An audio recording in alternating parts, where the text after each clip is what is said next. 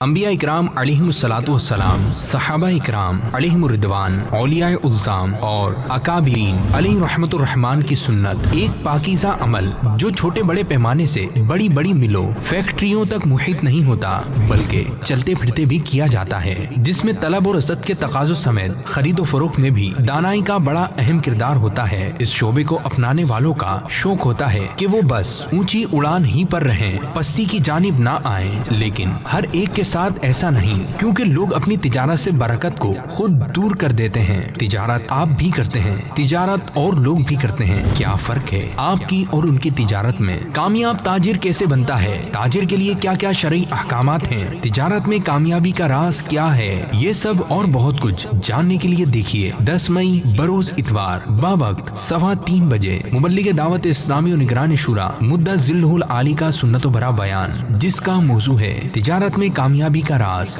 براہ راست ٹیلی کاسٹ مدنی چینل پر۔ صلو علی الحبیب صلی اللہ تعالی علی محمد۔ مجھے اپنی اور ساری دنیا کے لوگوں کی اصلاح کی کوشش کرنی ہے انشاءاللہ۔